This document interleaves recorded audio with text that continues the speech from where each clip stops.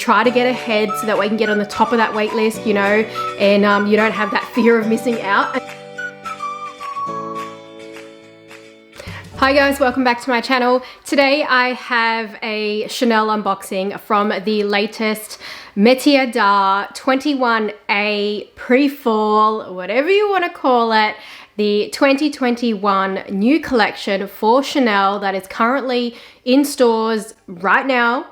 Let's hope that I've actually uploaded the video in time before we are moving on to the next season, which with Chanel, it is very quick. They have, pretty sure it's 8 seasons a year, 8 or 6 a year, is it?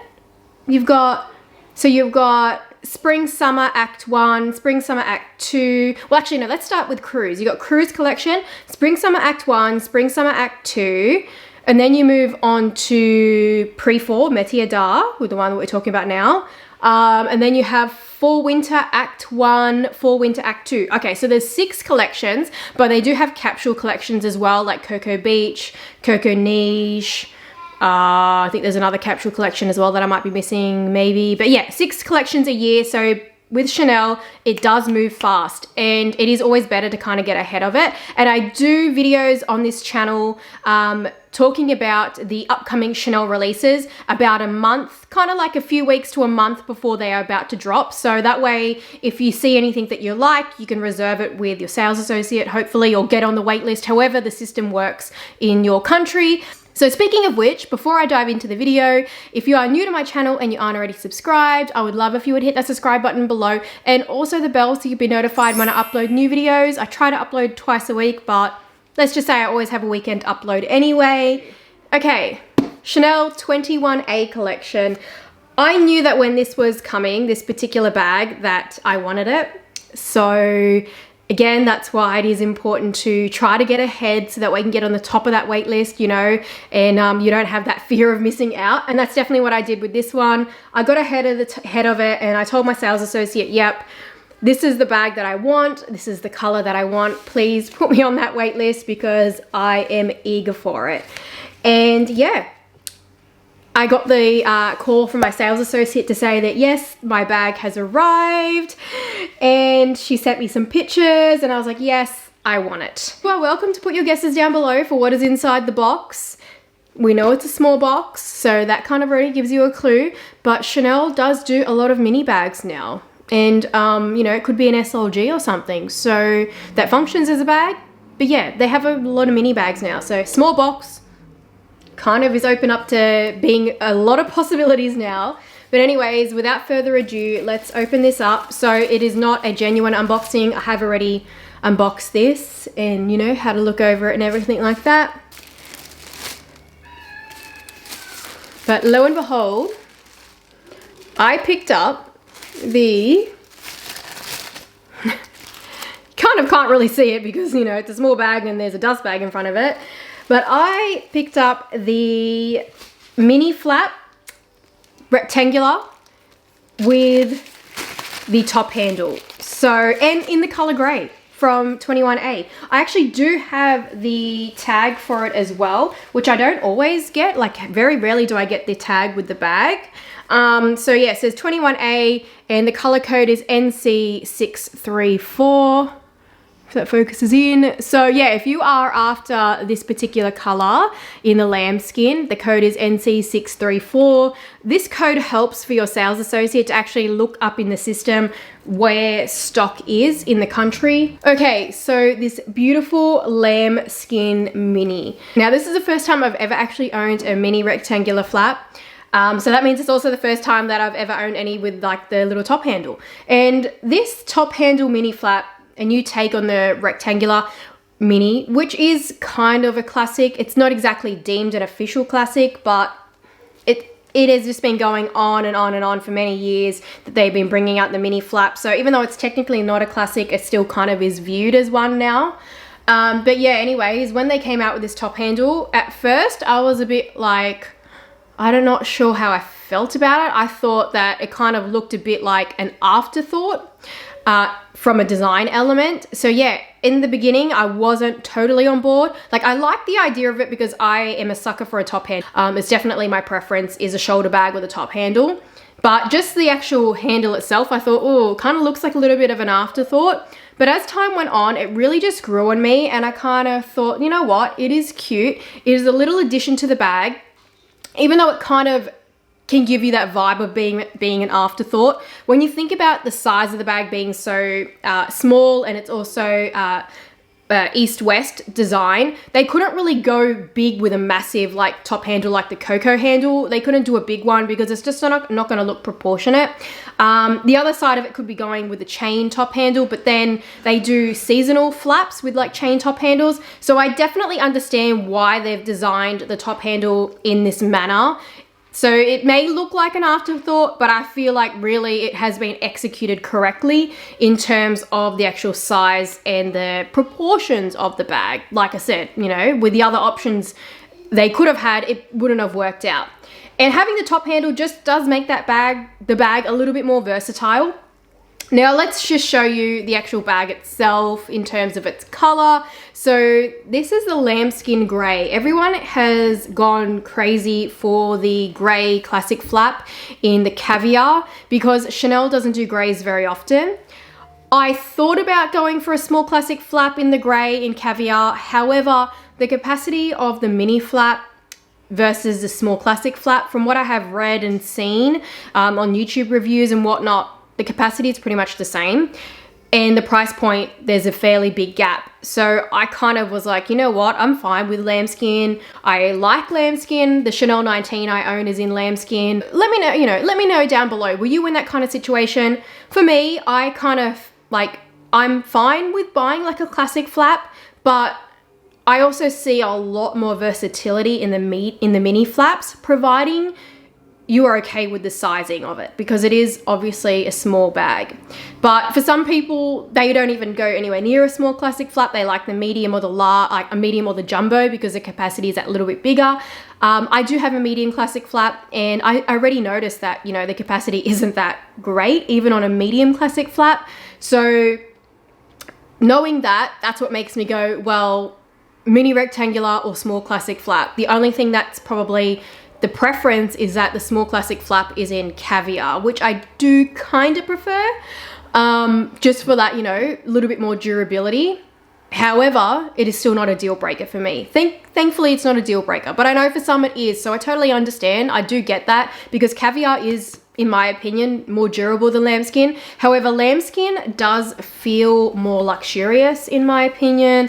That really smooth, buttery kind of feeling. Whereas with caviar, like, it feels more like a coated sort of surface. So you don't really get that luxurious, smooth feeling. Like, even like the smell of lambskin, like it smells very luxurious versus caviar. My personal opinion. But yeah, so I guess, you know, in a way I'm pretty thankful that I'm cool with lambskin. Now, I do want to talk something else about this bag before we discuss pricing and all that sort of thing, and, you know, the strap and whatnot. I wanted to show you that Chanel now is doing microchips in their bags. So they're no longer doing the authenticity cards and the serial, like the serial number inside. They are now just instead doing microchips, which is interesting. So it's a bit hard to show you just because the bag is obviously quite small, but it is just down in there, the microchip. So it's just like a little plate, and it does have like the CC on it, and then it's actually got like a code on it as well. So I guess that's kind of like the serial number, but the actual code is quite obviously to represent the microchip, I guess. But yeah, that's what Chanel is doing now. They are doing microchips. I feel like it's probably going to help to counter fakes, but who knows? Like, fakes these days, they're so determined to, you know, scam people and that sort of thing. So who knows if it's really going to counter the fake market forever. The only downfall is that I kind of see it potentially detrimenting the pre-loved market. And I know for brands, they don't want the pre-loved market. They don't really like the idea that people can go and buy one of their bags from a third-party source, you know, pre-loved, that sort of thing. They don't like the idea of that. But me personally, I feel like it's better for the environment if people can, you know, sell the items that they don't want. They can buy pre-loved goods. I think that that's fine. I'm personally on board with it. So that's probably going to detriment the pre-loved market now that they've brought in these microchips. However, I guess then it's going to come back to the point of, you know, buying from trusted consignment stores. But again, how are they going to know? So yeah, there's going to be a lot of complexities to it. It's going to be interesting to see what happens down the road with that sort of thing, as time goes on with having to get used to just having microchips in bags. We know that Louis Vuitton is doing that now only as well. But anyways, back to the actual bag itself. So that's the inside, that's what it looks like. So you don't have a double flap, so structure wise it's not going to hold as well over time as say the double flap classic, you know, double flap on the classic bags. As usual, we have the little cute Mona Lisa back pocket. Now the actual strap length of this bag, what I noticed is that this is actually shorter than the strap length on the regular mini rectangular. So the mini rectangular I had obviously tried on before when I gone into Chanel, but I found that the strap was actually long on me, and I would have had to have shortened it inside using, like, you know, one of the Chanel like bag clips, that sort of thing, or I'd have to tie it with a ribbon inside to shorten it. So this bag, you can't adjust the strap. It's not adjustable like the mini rectangular is. However, the actual strap length I think is absolutely perfect. I feel that this is a perfect strap length. That's somewhat biased because I'm speaking that it's perfect based on my height, which is 156 centimeters. So I'm not a tall person. I definitely have to shop the petite category. Yeah, I find that the strap length is absolutely perfect for me. If you are quite tall, maybe, I don't know, like 6 foot, then maybe it might not be a perfect length for you. But if you are a shorty like me and you're hesitating because you think that the strap length is going to be too long and that it's like the mini rectangular, the standard one, then no, you're wrong. It is shorter. It is going to work for all the petite people of the world. So I'm very happy with it. On the shoulder, I still find that the length is also okay, but I feel like definitely crossbody for my kind of height, it is most ideal. Now I will do a measurement of the, there's no point doing the top handle measurement. It's not gonna go in the crook of your arm, it's not happening. But I will do a strap drop measurement in case you wanted to compare to any other bags that you might have. If you're thinking about getting this bag, it looks like this is gonna come back, like, you know, it may not come back every season, but it does look like this style with the little top handle is going to stick around because they did have it last season with the caviar. Unfortunately, they didn't do any caviar again this season, but it is what it is. And the strap drop is 56.5 centimeters. Let's say 57 centimeters. So it's strap drop 57 centimeters. So that means that the strap length is about 114 centimeters, whatnot. Hopefully you find that useful, that strap drop, so you can actually compare it to any of the other bags. But yeah, for me, being a shorty, it's definitely a fantastic length. And it sits at a perfect spot where I kind of like my crossbodies to sit up that little bit higher, and it's in that spot that I do like. Also, I forgot to say in terms of the hardware, this is actually an aged, like brushed gold sort of hardware, which I think is, I quite like it because you see more of that gold tone, but it also means that you're not having to be so paranoid with scratches and whatnot because it's already got like that aged brushed effect. Okay, so let's talk about pricing. The price of this is $6,300 Australian. That is for the mini flap with the top handle. If you get the mini rectangular without the top handle, it is $6,250. So it is a little bit cheaper to get the one that we're more familiar with. I feel like for $50, you know, it's still worth paying like for that difference. I know that it does, like this, the top handle doesn't look like it's, you know, of the most epic nature or anything like that, but I still think that it is worth it because even the actual design of the top handle, it's not just like sticking out of the bag without any hardware. It's got hardware attached to it. And the handle does pivot as well on the actual hardware. So when it was in the box, it was pivoted back, but then you just pivot it back up again. So I still think that the design of it for that $50 more, it is worth paying for. You got more versatility. And I know that it's not adjustable, but I think that this strap length is pretty universal for most people. There's apparently going to be a price increase from the 1st of July. I generally just focus on discussing like Australian prices because that's obviously where I live. I kind of have a feeling that maybe Australia may not cop the worst of the increase. I think I'm hearing like there's going to be an increase of up to about 10% or something like that. But I kind of have a feeling that it may not be as bad here in Australia, because the last increase that Chanel had on classic flaps was like up to 26%. I think that might have been the mini square. It might have been like a 26% jump or something like that. So it doesn't mean that it's always going to be across the board. They don't always do that, but it is common that they do increases, and it is common for all brands to do increases. All brands do increases. It's just that some might do more than others. Like Louis Vuitton, I think in one year they had about 6 increases. Hermes can do up to 2 increases a year, you know? So all the brands do it. It's really not something that is an unfamiliar thing. I know people don't like them. I don't like them, but it happens. And in a way, for the brand, it has to happen because there is so much demand for their products, especially Chanel. I guess the brand, you know, sees the demand. They're like, you know what, we're going to up the prices.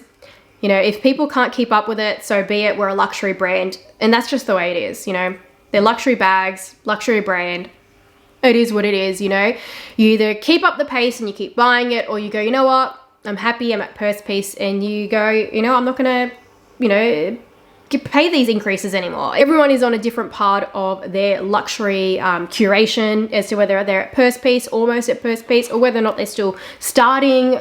It more so hurts those people the most that are still starting off, because they will save and they'll be like, yeah, I'm ready to buy it, and then bang, there's an increase. So I really do empathize the most, because that is when it really sucks, because you then are back to, I mean, you're not back to square one, but then you're having to save even more, and it seems that more out of reach.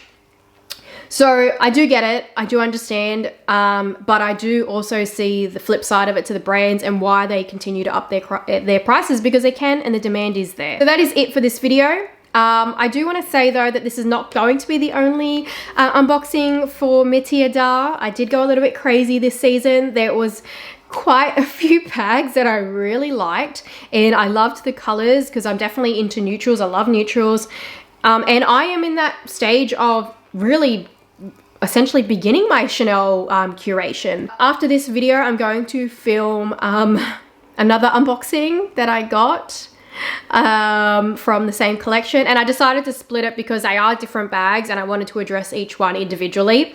But I am also going to film a video on what's going to be upcoming for the fall Act 1 collection. So definitely, if you aren't subscribed, subscribe, ring the bell, so that way you can be notified. And if you are into Chanel, get ahead, you know, get ahead of those resellers. Don't be in the situation where you end up having to pay a premium because you missed out, you know, and you didn't know it was coming and the wait list was exhausted. I just want to help you guys. I hope that those videos are helpful for you. But that is it. Thanks for watching. Stay tuned for some more Chanel videos to come from Metiers, and I'll see you guys in my next one. Bye.